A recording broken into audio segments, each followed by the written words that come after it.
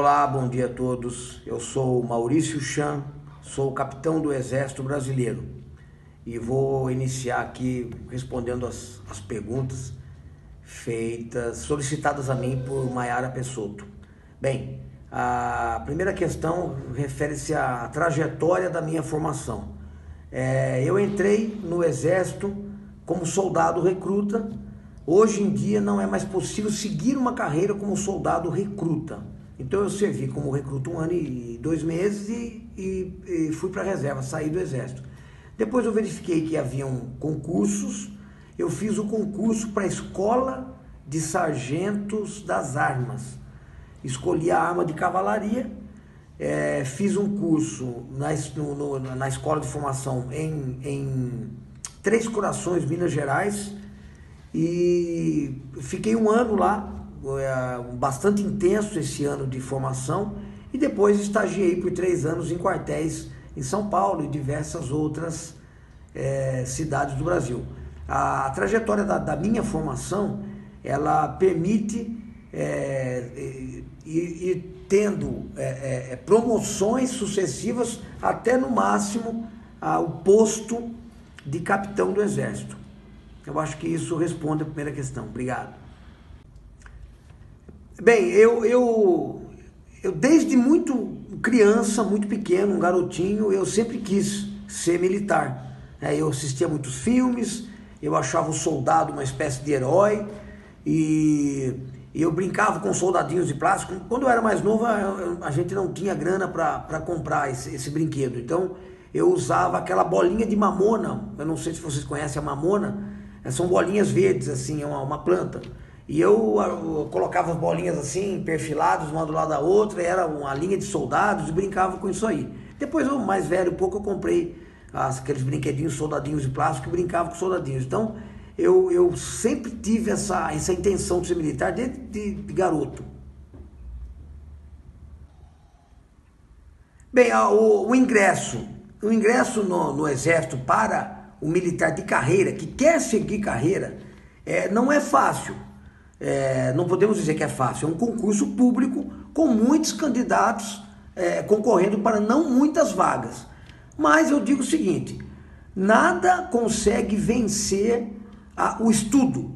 Então, nenhum revés vai vencer o estudo, né? Não há bloqueio se você estuda.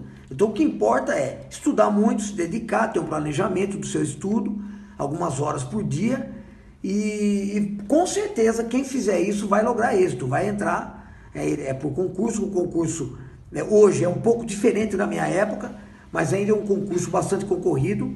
Ele exige um pouco de estudo, mas ele não exige que a pessoa seja um super-homem intelectual, uma super-mulher intelectual, de forma alguma. Basta que você goste e estude. A remuneração, mesmo para quem começa a carreira, é muito boa para a relação. Nós temos que relacionar sempre profissões e remunerações com a realidade do nosso país. E a remuneração para o militar do Exército não é mal, não é ruim em momento nenhum. Então, o soldado recruta que enganja e vai ficar 8 anos apenas que ele pode ficar, o soldado antigo, que a gente chama, não é.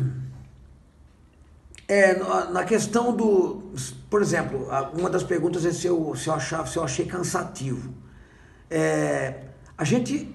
Eu achava o que ficava cansativo era o final, que nós às vezes fazíamos exercício onde dormíamos muito pouco, tínhamos uma intensidade de exercícios e ações para a proteção do soldado, para levar o soldado o mais próximo possível do que seria a guerra. Então esse cansativo na questão física, sim, a gente ficava cansado no final. Mas cansativo na questão de estar desmotivado, jamais, nunca, de forma nenhuma eu me senti desmotivado. A minha família sempre me apoiou, meus pais, minha mãe tem muito orgulho, que meu filho é capitão, ela tem muito orgulho, minha mãe, minha querida mãe. E meu pai também tinha muito orgulho, sempre me apoiou. A minha família, esposa, ex-esposa, filhos, sempre me apoiaram, sempre tiveram orgulho também. E sim, eu tive que fazer algumas escolhas, eu tive que eu tive que deixar algo de lado para seguir a carreira militar, né? Eu nunca pude imaginar em me radicar numa cidade apenas, porque a nossa carreira ela exige de nós a transferência, a movimentação para diversas partes do Brasil. Então, também nunca tive nem intenção de estabelecer em alguma cidade, porque eu sabia que isso não poderia acontecer. E também eu, por exemplo, me formei em História, e foi agora, aos 50 anos, porque antes... Bom, bem, as habilidades que nós utilizamos, né, são as mais diversificadas habilidades. Por exemplo, o militar, nós temos o que nós chamamos de armas básicas, né, de combate. Então nós temos a infantaria e a cavalaria, que são as armas base para o combate. Depois nós temos as armas de apoio, que é a artilharia, a engenharia de combate e as comunicações. Então são as 5 armas combatentes, nós dizemos, sendo 2 básicas, que é a infantaria e a cavalaria, como eu já disse. E nós temos também as formações logísticas, né? Material bélico, que é quem cuida das viaturas, dos armamentos. Nós temos a intendência, que cuida de toda a parte logística de comida, uniforme, combustível, munição. E temos saúde, temos a manutenção das comunicações. Vou me ater mais às armas base, né? Eu sou de cavalaria, uma das 2 armas base. Então, dentro da cavalaria, nós temos que ter conhecimento de carros de combate, que é o que nós usamos hoje, né? A cavalaria não usa mais cavalo, usa carros de combate. Então, nós temos que ter habilidade com os carros de combate, com a munição usada pelos canhões dos carros de combate. Temos que ter conhecimento de reconhecimento, né? Ir ao terreno sem ter um grande conhecimento do inimigo e buscar esse conhecimento, buscar quem é o inimigo, qual é o inimigo e como vamos enfrentar. Bom, os desafios durante o meu curso, durante a realização do meu curso, os desafios para a carreira militar são enormes, né? Nós temos que ter um condicionamento físico bem além do normal da população. Nós temos que realizar diversos treinamentos diferenciados do que a gente faz na escola, na educação física. Os desafios intelectuais também existem diversos. Nós temos que ter rapidez de raciocínio, nós temos que ter coragem para executar diversas ações, temos que ter o conhecimento detalhado dos armamentos do Exército e temos que ter uma coisa que é muito difícil a gente aprender. É uma coisa que nasce com a maioria dos que querem ser militar, e muitas pessoas também que não são militares já tem isso de nascença, eu posso dizer, que é a aptidão para a liderança. Então isso podemos desenvolver, mas isso não se aprende do zero, né? A aptidão para a liderança, liderar homens armados numa situação de guerra, por exemplo, é uma coisa bastante complexa. Esse eu creio que são os principais desafios.